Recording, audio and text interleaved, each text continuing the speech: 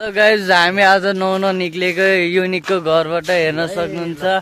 अब हामी कृपया हाम्रो घर गएर भेट हुनेछ।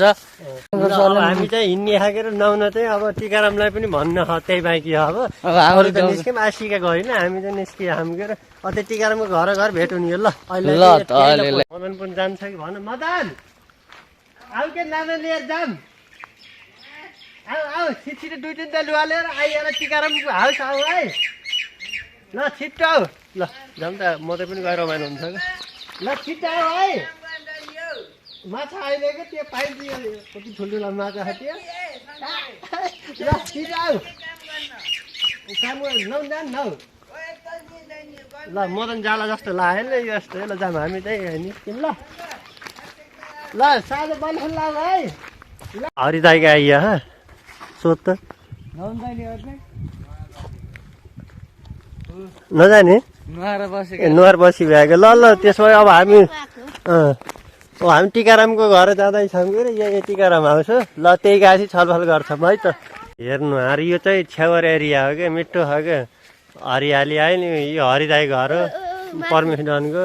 यता चाहिँ तलतिर चाहिँ पाण्डेहरूको हाउस छ, त्यतैबाट हामी जाने पन्ध्र फेरि टिकारामको हिँडाउँछ केटाहरू। टिकाराम फर्काएर हुन्छ कसरी हुन्छ। ल आऊ टिकारामको घर आइया केटाले बोलाइरहेको नि कि टिकाराम कहाँ छन्।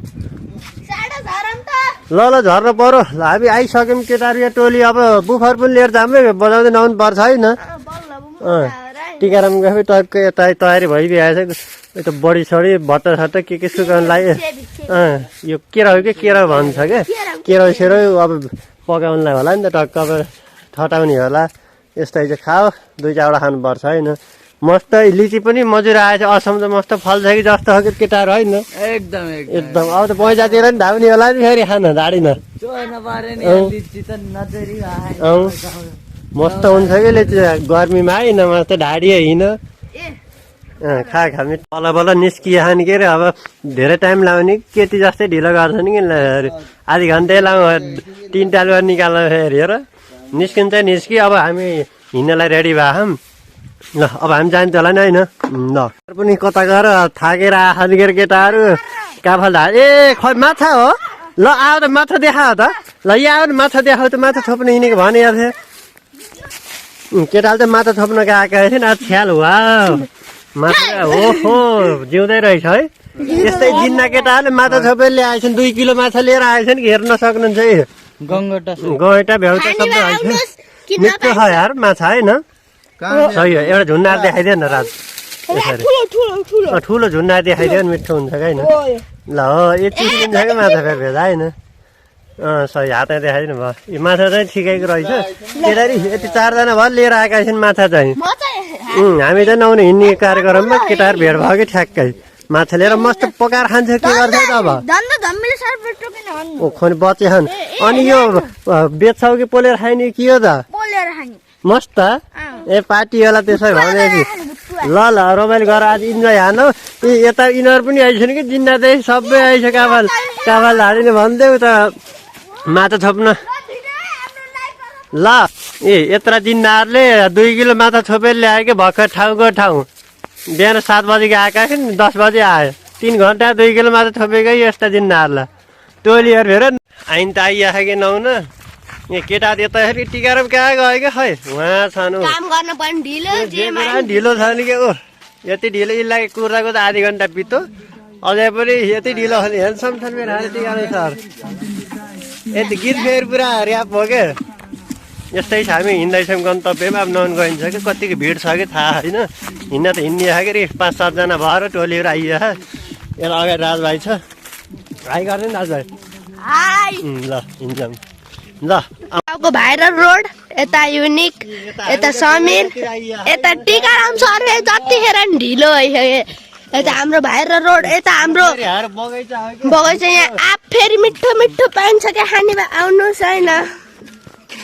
ऊ त्यहाँ फेरि हाम्रो ग्राउन्ड पनि छ क्या त्यहाँ। यहाँ आँपको मजुरहरू हेर्न सक्नुहुन्छ धेरै छ। यता फेरि हरियाली धेरै छ हाम्रो गाउँतिर।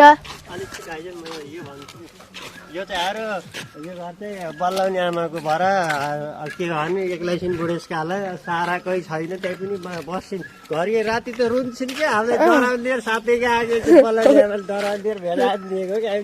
अनि गाइज हेर्नु हामी हिँड्दैछौँ के अरे अब यस्तै हो रमाइलो भइरहन्छ। हजुरहरू नि आउनु गाइज हामीसँग सामेल हुनको लागि। यही भन्दै अब बराकोटेनिर भेटौँ ल त गाइज। अब हामी बराकोटेनिर आइसकेको छौँ, हेर्न सक्नुहुन्छ। अब शङ्कर सर केही कुरा भन्न जानुभएको छ। ल हामी चाहिँ आइया छ अब गन्तव्यमा मान्छेहरू भिड छ कि छैन भन्ने कुरो हो नि कोही रहेनछ। ल हामी चाहिँ अब एरिया देखाइदियो यही हो भनेर भन्नु गाइज यही हो एरिया। ल यहाँ घाँस काटेर पानी खान भोर्न बस्न आउनु भएको छ हाम्रो गाउँका आन्टीहरू। हाँसिरहनु भयो हामीलाई देखेर गाइज।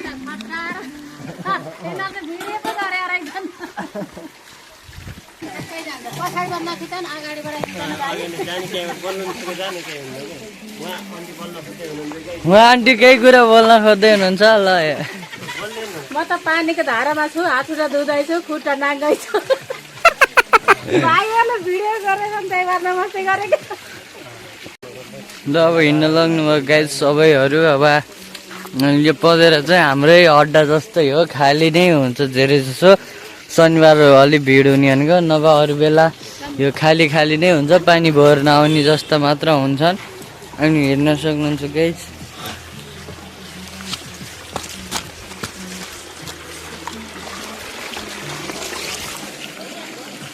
यस्ता भगवानको उहरू छ। अनि पछाडि हाम्रो यो उहाँ नागथान छ, यहाँ नागको पूजा हुन्छ र उताबाट पानी आउने हो गाइज। हेर्न सक्नुहुन्छ। हेर्न सक्नुहुन्छ दर्शकबिनहरू। हाम्रो उहाँ छिमेकीहरू गइसक्नुहुन्छ, उहाँ भारी बोकेर हिँड्नु भएको छ, उताहरू गयो। अब हामी कपडा धुनतर्फ लागिसकेका छन् केटाहरू सब।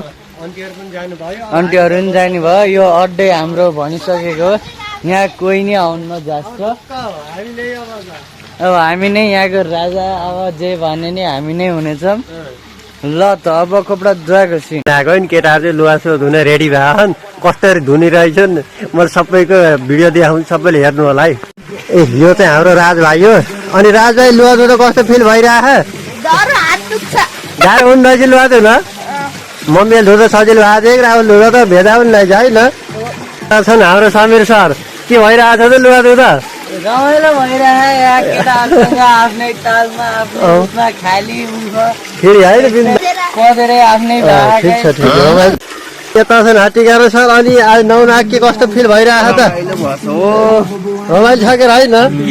विसुनले फेरि अन्तिम बिदाई भन्नेमा पीडा चोटको गीत हैछ कि पुरा हात्तीगारो सर। गाइज हेर्न सक्नुहुन्छ। अब हामी नुहाउन लागेको छौँ। अब केटाहरू यस्तो यता यहाँ पानी भर्दै गाइज हाम्रो गाउँका यसो अनि यहाँ झगडा गर्दै छन्। अब यस्तै हो। उता हेर्न सक्नुहुन्छ हाम्रो गाउँको उहाँ डन छेउबाट डन। अब यस्तो खतरा फटा कामचोर यस्तै छ। अनि उता हाम्री अनिसा छिमेकी घर बनाए यस्तो खुसीमा जुरबात गइरहन्छ। स्कुलको बस गयो हेर्नु गाइज, हामी पढ्ने स्कुलको बस। अब यहाँ नुहाउन लागिसकेको छ हाम्रो भाइ। अब यस्तै ह्यान्सी भासी अब गाह्रो हुन्छ गाइज। टिकाराम सर नि नुहाउन लाउनु भयो। अब यता ढोँडे सर साबुन लाएर सब उता लुगा धुँदै हुनुहुन्छ। यतामा पार्टनर बसिरहनु भएको हाम्रो डन। पारा घर ऊ पारा हेर्नु यस्तै छ ताल, यस्तै छ जिन्दगी, यस्तै छ लाइफ। झन् अब नुहाउने बस्ने खाने रमाइलो गर्ने त होला नि। अब यो उमेरै यस्तै हो। उमेरले के गर्छ गर्छ। अब साधनबाट अब साधन पनि भला गर्नुहुन्थ्यो के अरे गाइज। अब छैन, बिस्तारै लिङ्ग्यो। अब हजुरकै सपोर्ट र अब च्यानललाई लाइक सब्सक्राइब गर्नुभयो भने चाहिँ हामीले छिटै अब केटाहरूसँग बाइकमा भ्लगिङ गर्न सुरु गर्छौँ क्या। ढुक्क बस्नु होला। अब यो पछि अब हामी उता हेर्न सक्नुहुन्छ, हामीलाई हेरिरहनु भएको छ। अब यस्तो राम्रो भाषी गाह्रो हुन्छ।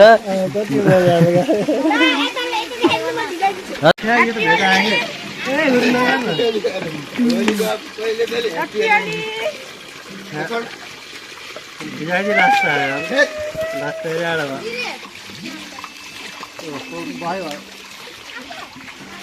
ल यस्तै चाहिँ गीत चाहिँ 5:55 बजिरहेको रहेछ त्यो भयो नि जय शम्भु होइन 5:55 गीत चाहिँ बवाल लाउँछ क्या गीत चाहिँ साथ दिएको चाहिँ 5:55 गीतले त मजा पर्छ यस्तै छ अब जाडो काठी जस्तो होइन सुके जानु भएन यस्तै चाहिँ भ्यू बराकोटे आउनु होला गाइज नुहाउनलाई यस्तै जब हामी यहाँ नुहाउन आउँदा सहयोग सपोर्ट गरिरहन्छौँ पानीको कमी हुन दिन्नौँ आज फेरि पानी सानो भएर है झन्डा बनाएको छैन होइन अठ्ठ्यान्नौ धारा आयो त्यही छ हालत यस्तै छ यो चाहिँ आइपुग्यो ल त अब एकछिन पछि भेट्नेछौँ ल यो काट